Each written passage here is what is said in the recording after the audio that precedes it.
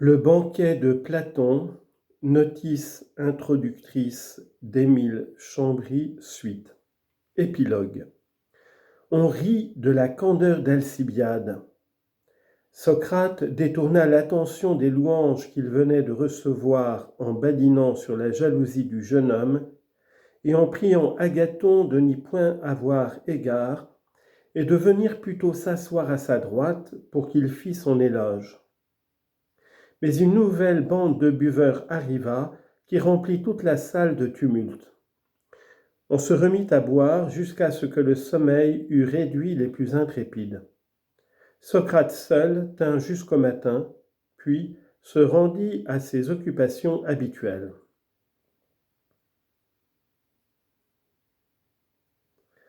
L'amour dans le Phèdre. Le banquet n'est pas le seul ouvrage où Platon est traité de l'amour. La plus grande et la plus belle partie du Phèdre est consacrée à la même question. Platon y distingue deux espèces d'amour, l'amour vulgaire et l'amour honnête. L'amour vulgaire qui ne vise qu'au plaisir est égoïste, jaloux, tyrannique. Il ne va jamais sans injures et querelles violentes et il aboutit fatalement à la brouille et à l'abandon. Les deux discours où Lysias et Socrate exposent ces idées sont comme le commentaire du passage où Pausanias établit l'existence de l'amour vulgaire, serviteur de l'Aphrodite populaire. L'amour honnête correspond à l'amour céleste, serviteur de l'Aphrodite céleste. La doctrine est donc la même dans les deux ouvrages, mais elle est présentée d'une manière différente. Dans le Phèdre, elle est rattachée au système des idées et de la réminiscence. Les âmes humaines ont jadis suivi le cortège des dieux lorsqu'ils vont contempler de l'autre côté du ciel le monde des idées.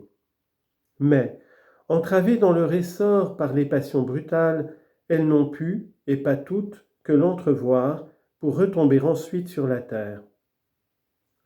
Une seule idée, celle de la beauté, dont l'éclat resplendit entre toutes les autres, a laissé en elle un souvenir durable. Et toutes les fois qu'ici-bas elle rencontre quelque objet où brille l'image de la beauté absolue, elle s'élance vers lui, elle l'aime, ou plutôt, elles aiment la beauté absolue dont il porte le reflet. Cette théorie a séduit les poètes depuis Pétrarque jusqu'à nos jours, et son règne n'est pas fini, parce qu'elle contient une part de vrai. Quand nous recevons le coup de foudre, par exemple, n'est-ce pas l'idéal révélé soudain qui ravit tout notre être ? Il est vrai que nous ne remontons point dans le ciel pour y trouver l'origine de cet idéal. Il est en nous, il est notre œuvre, et voilà pourquoi il diffère en chacun de nous. L'amour dans le banquet. Le banquet nous offre une autre explication de l'amour. Diotime, qui représente Platon lui-même, le définit la génération dans la beauté et le rattache au désir d'immortalité qui travaille tous les êtres vivants. L'homme veut se survivre à lui-même et tous les travaux des ambitieux et des artistes ont pour but l'immortalité. Mais leurs efforts ne perpétuent que leur nom, tandis que l'amour perpétue l'homme lui-même dans ses enfants. Voilà pourquoi c'est un sentiment universel qui gouverne non seulement les hommes, mais tous les êtres vivants. Cette explication de l'irrésistible instinct qui porte les sexes l'un vers l'autre est certainement ce que l'on a trouvé jusqu'ici de plus juste et de plus profond sur ce sujet. Mais Platon va plus loin. Il prétend que la génération charnelle n'est que le premier degré de l'amour et qu'une âme bien née doit s'élever de l'amour des corps à l'amour des âmes, puis à l'amour des sciences, pour aboutir à l'amour de la beauté absolue, théorie fameuse qui égale en célébrité celle du Phèdre, mais plus brillante que solide. Elle repose en effet sur la confusion de choses d'un ordre tout à fait différent. L'amour proprement dit, la vertu et la science n'ont pas le même but et ne relèvent pas des mêmes facultés. L'amour est un instinct physique qui vise à la perpétuité de l'espèce, La vertu relève de la conscience et recherche la perfection individuelle. Enfin, la science naît de la curiosité et a pour objet la connaissance. Le fossé qui sépare ces trois choses nous paraît infranchissable. Il n'existait pas pour Platon, qui soutient partout que le beau, le bien et le vrai sont inséparables, que tout ce qui est bon est beau, et que connaître le bien, c'est le faire. Dès lors, l'enthousiasme qu'il ressent pour la beauté lui semble du même ordre que celui que lui inspire la vertu et la science. Platon commet une autre confusion quand il prend pour de l'amour ce qui n'en est qu'une déviation maladive. À ses yeux, l'amour de la femme est un amour inférieur. Seul l'amour de l'homme pour l'homme est digne de séduire une âme généreuse, née pour la philosophie. Il est vrai que cet amour doit avoir pour but l'enfantement de la science et de la vertu dans l'âme du bien-aimé. Le manteau de la philosophie sert à couvrir ici de singuliers égarements, et l'on aurait bien de la peine à prendre Platon au sérieux si l'on ne savait combien il est difficile aux meilleurs esprits d'échapper aux erreurs de leur temps.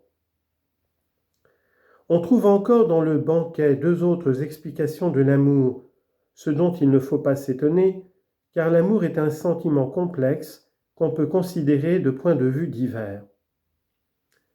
Le médecin Eryximach explique l'harmonie du monde par l'amour, qui est l'union des contraires.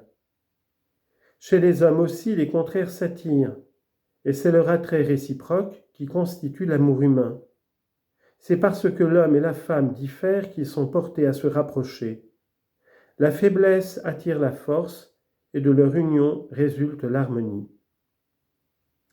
À cette théorie métaphysique, Aristophane oppose la doctrine contraire du semblable attiré par le semblable. Selon lui, nous ne sommes plus que des moitiés d'hommes, et chacun de nous cherche sa moitié pour reformer l'unité primitive. Ainsi, tout en partant d'un principe opposé, la théorie d'Aristophane aboutit à l'unité, comme celle d'Eryximach, mais elle est moins exacte et moins vraie. L'amour est lent à se former entre des personnes qui se ressemblent. Elle s'arrête plutôt à l'amitié. Il éclate au contraire subitement et avec violence entre des personnes de caractère opposé. Ce que nous cherchons, entre autres choses, en l'amour, c'est l'attrait de l'inconnu, et lorsque notre curiosité est satisfaite, notre passion s'émousse et fait place à l'indifférence. C'est ce qui explique l'inconstance, une des misères que l'amour traîne à sa suite. Malgré la variété des points de vue où Platon s'est placé, il n'a pas épuisé le sujet qui d'ailleurs va se compliquant avec le progrès de la civilisation. Car l'humanité se comporte envers l'amour comme les orateurs du banquet. Elle le parle de toutes les perfections et lui fait hommage de tout ce qu'elle invente et découvre de raffinement et de délicatesse dans le monde du sentiment. Mais son regard pénétrant a démêlé l'essentiel. Il a su discerner dans l'obscurité de l'instinct le but que poursuit la nature et les moyens dont elle se sert pour y conduire les hommes. Ce n'était pas sans raison que Socrate, ou plutôt Platon, qui parle par sa bouche, se vantait d'être savant en amour. La composition du dialogue. La forme du dialogue ordinaire, comme ceux que Socrate engageait à la lécher, au gymnase ou dans la rue, se fut prêtée difficilement à l'exposition de ces théories variées. Platon a trouvé pour les placer un cadre approprié à leur diversité, celui d'un banquet terminé par une conversation réglée sur un sujet choisi. La vogue de la rhétorique au temps de la guerre du Péloponnèse avait mis à la mode ces sortes de divertissements littéraires. Platon comme Xénophon et les autres socratiques mettent à profit cet usage nouveau. Chacun des convives exposera une face de la question.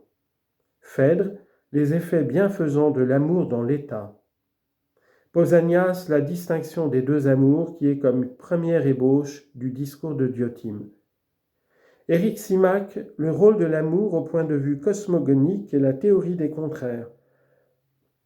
Aristophane celle des semblables, et Agathon le principe que l'amour est l'amour du beau, principe sur lequel Socrate, le vrai porte-parole de Platon, va fonder à son tour la doctrine de l'amour charnel et de l'amour philosophique.